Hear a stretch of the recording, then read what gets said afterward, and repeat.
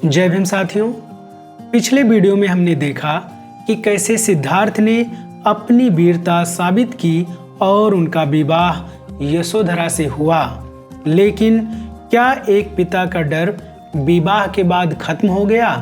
आज हम बोधिसत्व परम पूज्य डॉक्टर बाबा साहब भीमराव अंबेडकर के द्वारा लिखित महान ग्रंथ द बुद्धा एंड हिज धम्मा पर आधारित इस सीरीज के अगले अध्याय में देखेंगे कि कैसे राजा सुद्धोधन ने सिद्धार्थ को रोकने के लिए सुख सुविधाओं का ऐसा चक्रव्यूह तैयार किया जिसे भेदना नामुमकिन लग रहा था।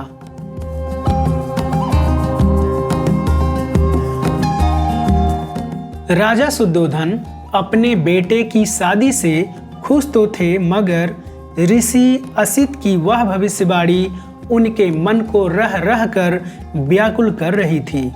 उन्हें डर था कि कहीं सिद्धार्थ सब कुछ त्याग कर संन्यास की राह पर ना निकल जाएं। इसीलिए उन्होंने योजना बनाई कि सिद्धार्थ को सांसारिक जीवन के सुखों और ऐशो आराम में इतना व्यस्त कर दिया जाए कि उनके मन में वैराग्य का विचार ही ना आए। इसी उद्देश्य से उन्होंने सिद्धार्थ के लिए 3 अत्यंत आलीशान महल बनवाए, एक गर्मी के लिए, एक वर्षा ऋतु के लिए और एक सर्दी के लिए। इन महलों में हर वह साधन मौजूद था जो एक राजसी और सुखद जीवन के लिए आवश्यक होता है। महलों के चारों ओर मनमोहक बागीचे थे जहां सुंदर फूलों और छायादार वृक्षों की भरमार थी। अपने कुलगुरु उदयीन की सलाह पर राजा ने महल में सुंदर और सुसंस्कृत परिचारिकाओं की व्यवस्था की। राजा ने उदयीन से कहा कि वह इन युवतियों को इस तरह प्रशिक्षित करें कि वह अपनी सेवा और मधुर व्यवहार से राजकुमार का मन जीत लें और उन्हें पारिवारिक सुखों की ओर प्रेरित करें। उदयीन ने उन सभी को एकत्रित किया और समझाते हुए कहा, तुम सभी कलाओं में निपुण हो, तुम्हारे पास वह योग्यता है कि तुम अपने आकर्षण से किसी भी व्यक्ति का मन बदल सकती हो।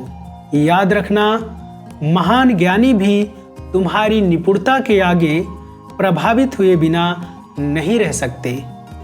उदयीन ने उन्हें उत्साहित करते हुए आगे कहा, जब तुम अपनी कला में पूरी तरह दक्ष हो तो राजकुमार को मोह लेना तुम्हारे लिए कठिन नहीं होना चाहिए।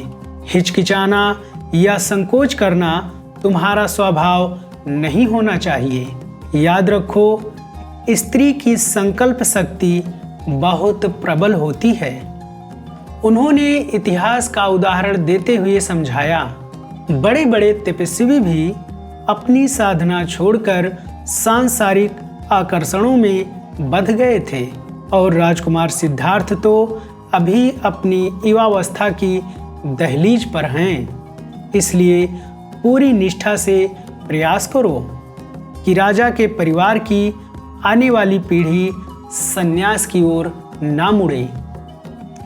उदयीन ने अंत में एक बहुत गहरी बात कही, साधारण स्त्रियां तो केवल साधारण पुरुषों को प्रभावित करती हैं, मगर श्रेष्ठ स्त्री वही है जो उन महान व्यक्तियों के मन को भी जीत ले जो स्वभाव से अडिग और विचारशील होते हैं। साथियों, यहाँ बाबा साहब हमें उस स्थिति का बोध कराते हैं जहाँ एक तरफ संसार का पूरा आकर्षण था और दूसरी तरफ सिद्धार्थ का अडिग आत्मसंयम था।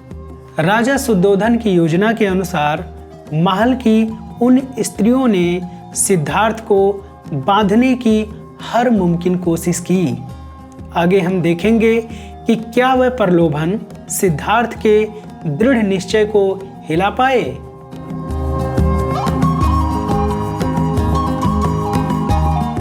पुरोहित उदयीन की प्रेरणा पाकर वह स्त्रियां राजकुमार का मन जीतने के संकल्प के साथ आगे बढ़ीं। सिद्धार्थ के शांत और दयालु स्वभाव को देखकर वह आत्मविश्वास से भर गई। वह राजकुमार को उन उपवनों में ले गई जहां का दृश्य किसी सुंदर स्वप्न जैसा था।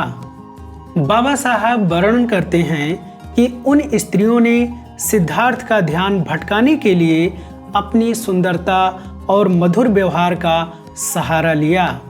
कोई स्त्री चलते चलते सहारा लेने के बहाने राजकुमार के समीप आने का प्रयास करती, तो कोई अपने मधुर गीतों और बातों से उन्हें लुभाने की कोशिश करती।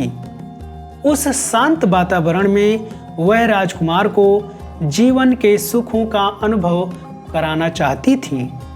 उन युवतियों ने कई जतन किए। कोई हाथों में कमल के फूल लेकर साक्षात लक्ष्मी की भांति उनके सामने खड़ी हो गई, तो कोई मधुर संगीत के जरिए उन पर कटाक्ष करने लगी। राजकुमार, आप इन सुखों से मुख मोड़कर कितने भ्रमित हैं। उन्होंने फूलों की मालाओं से उन्हें रोकने का प्रयास किया। जब सिद्धार्थ इन सब प्रलोभनों से दूर जाने लगे तो उन स्त्रियों ने प्रकृति का सहारा लिया।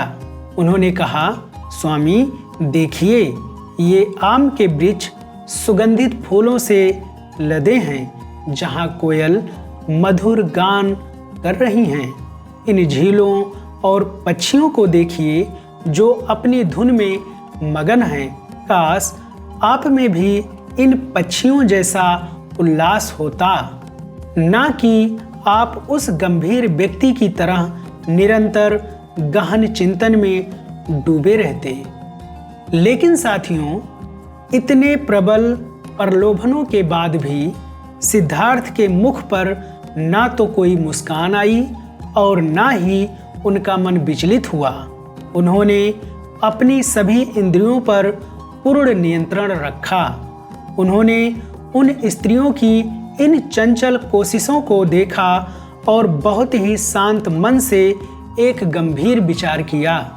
सिद्धार्थ ने सोचा, क्या इन स्त्रियों को इस सत्य का बोध नहीं है कि यह युवा अवस्था कितनी अस्थायी है। समय का चक्र जब घूमेगा और वृद्धा अवस्था आएगी तो यह समस्त शारीरिक सुंदरता जड़ से मिट जाएगी। फिर इस क्षणिक आकर्षण में इतना मोह क्यों? बाबा साहब हमें बताते हैं कि प्रलोभन और चापलूसी का यह सिलसिला कई महीनों और सालों तक चलता रहा। राजा शुद्धोधन ने अपनी तरफ से हर संभव कोशिश कर ली थी, लेकिन सिद्धार्थ का आत्मसंयम हिमालय की तरह अडिग रहा। अंततः ये सभी सांसारिक प्रलोभन पूरी तरह असफल साबित हुई। साथियों, यह सिद्धार्थ के उस महान व्यक्तित्व की झलक है जो उन्हें बुद्धत्व की ओर ले जा रही थी। अगर आपको बाबा साहब के ग्रंथ पर आधारित यह सीरीज पसंद आ रही है तो वीडियो को लाइक करें, शेयर करें और चैनल को सब्सक्राइब जरूर करें। अगले भाग में हम सिद्धार्थ के जीवन के अगले संघर्ष को देखेंगे। तब तक के लिए जय भीम।